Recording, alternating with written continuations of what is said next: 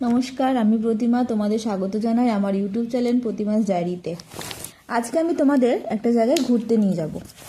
আমি basically West বেঙ্গলে থাকি, কিন্তু আমি এখন ঘুরতে এসেছি ত্রিপুরাতে। আজকে তোমাদের নিয়ে যাব তৃষ্ণা অভয়ারণ্যে। এখানে কিভাবে আসবে, আর হ্যাঁ, ত্রিপুরাতে আসলে অবশ্যই এই জায়গাটায় তোমরা এসে দেখতে পারো, ভালো লাগবে তোমাদের। এ যেন এক অন্যরকম সৌন্দর্য। তোমরা এখানে আসলে প্রথমে আগরতলা থেকে বাই ট্রেন অর বাস যে কোনোভাবে বিলুনিয়াতে আসতে হবে। সেখান থেকে বড় পাথুরিগামী যে কোনো অটো করে তোমাদের যেতে হবে তৃষ্ণা অভয়ারণ্যে, মাত্র 50 টাকার বিনিময়ে। এটি দক্ষিণ ত্রিপুরার বিলুনিয়া মহকুমার রাজনগর এলাকায় অবস্থিত। আগরতলা থেকে দূরত্ব প্রায় 110 থেকে 111 কিলোমিটার। এই অভয়ারণ্যটি 194 বর্গ কিলোমিটার এলাকা জুড়ে বিস্তৃত হয়েছে। এটি প্রতিষ্ঠিত হয়েছিল 1988 সালে। এখানকার প্রধান আকর্ষণ হচ্ছে ভারতীয় বাইসন। তোমরা এখন যেটা দেখছো এটি হচ্ছে হাতি পার্ক। এটি তৃষ্ণা অভয়ারণ্যের কাছেই অবস্থিত। তৃষ্ণা যাওয়ার পথে এটি পড়বে। অটো করে তৃষ্ণা নামলে তার পাশে আরও দুটি পার্ক আছে, যেগুলো এই তৃষ্ণা অভয়ারণ্যের ভেতরেই অবস্থিত। আমি আগেই বলেছিলাম যে এই অভয়ারণ্যটি 110 কিলোমিটার বিস্তৃত, তাই ট্যুরিস্টদের জন্য এই 3টি পার্কে ভাগ করা হয়েছে। এখন যেটা দেখছো সেটা হচ্ছে বাটারফ্লাই পার্ক। তাহলে চলো আমরা বাটারফ্লাই পার্কের ভেতরটা ঘুরে দেখি।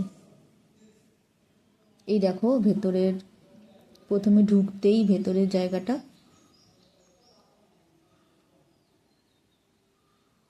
খুব সুন্দর। ভেতরটা চারিদিকে গাছ আর প্রজাপতি, এগুলো সব অরিজিনাল নয়, এগুলো নিজের হাতে তৈরি করা।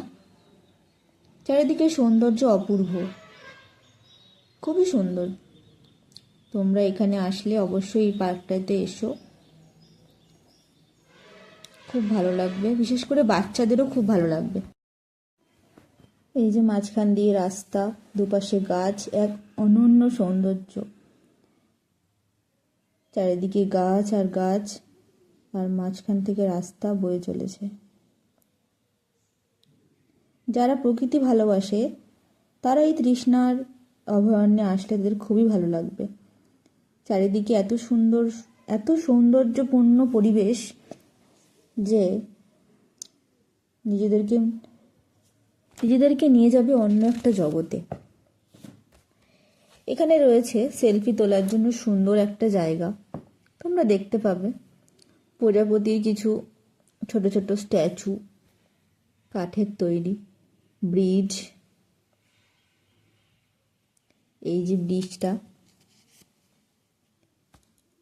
ব্রিজের পাশে একটা ছোট্ট মতো সেতু মতো করা রয়েছে, আর প্রজাপতির শেপ করা রয়েছে। চারিদিকে গাছপালাগুলো কেটে কিছু কিছু জায়গায় প্রজাপতির শেপও দেওয়া হয়েছে। এইসব দেখতে দেখতে আমার রবীন্দ্রনাথ ঠাকুরের একটি কবিতার কথা মনে পড়ে যাচ্ছে। সেটি হলো একটি বৃক্ষবন্ধন অংশবিশেষ। অন্ধকারের উৎস হতে উৎসারিত আলো, সেই তো তোমার তনু, হে সুন্দর স্নিগ্ধ সুনির্মল। আকাশের আশীর্বাদ লোভিয়াছ আপনার দেহে, মাটির মমতা হতে রস টানি লয়েছ গোপনে। পল্লবে পল্লবে তব দাও ফিরে সে অরণ্য, লও এ নগর, লও যত লৌহ লোষ্ট কাষ্ঠ ও প্রস্তর। হে নব সভ্যতা, হে নিষ্ঠুর সর্বঘাসী, দাও সেই তপবন পুণ্য ছায়ারাশি। ম্লানহীন দিনগুলো সেই সান্নাহ্ন বেলা, ম্লানহীন তিমির তলে।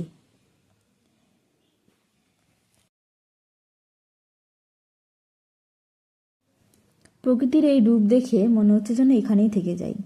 তোমরা আসলে অবশ্যই এই পার্কটায় এসো, তোমাদের সত্যিই খুব ভালো লাগবে। যতটা দেখছো তার থেকেও বেশি সুন্দর জায়গাটা। যারা প্রকৃতিকে ভালোবাসো তাদের জন্য বলছি, এবং বাচ্চা ফ্যামিলি সবাইকে নিয়ে তোমরা এখানে আসতে পারো। এরপর আমরা চলে এসেছি তৃষ্ণা অভয়ারণ্যে। এখানে বাইসন ছাড়াও অনেক রকম পশু দেখা যায়, যেমন হচ্ছে হুলক গিবন, চশমা পরা হনুমান, তারপর হচ্ছে গোল্ডেন ল্যাঙুর, ক্যাপেট ল্যাঙুর এবং প্রচুর পরিমাণে লালমুখী বানর দেখা যায় এখানে। এছাড়াও এখানে রয়েছে বন্য শূকর, বনবিড়াল এবং মাঝে মাঝে চিতাবাঘের উপস্থিতিও লক্ষ্য করা যায়। দুর্ভাগ্যবশত আমাদের চোখে কোনোটাই পড়েনি, শুধু বানর ছাড়া। আমরা এটাই দেখতে পেয়েছি, হয়তো তোমরা আসলে দেখতে পাবে। আর যারা পক্ষী প্রেমিক তাদের জন্য এটি স্বর্গরাজ্য। এখানে ধনেশ পাখি, মাছরাঙা, ফিঙে এবং অনেক রকম পরিযায়ী পাখিও দেখা যায়।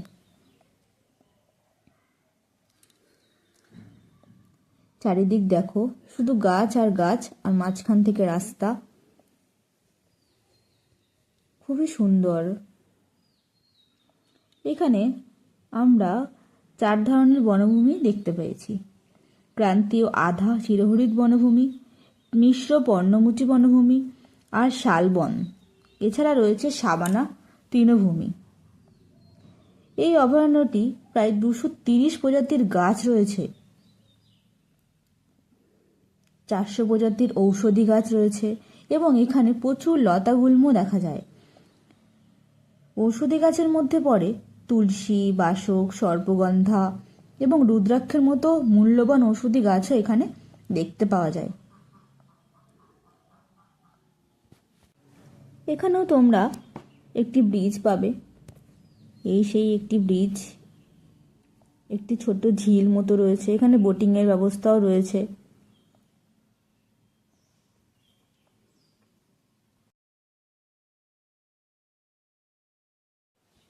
এই ঝিল ব্রিজের ওপারে যাওয়া যায় না, কারণ এই পুরো এরিয়াটাই ফরেস্ট ডিপার্টমেন্টের আন্ডারে, সব জায়গায় যাওয়াটা অ্যালাউ করে না।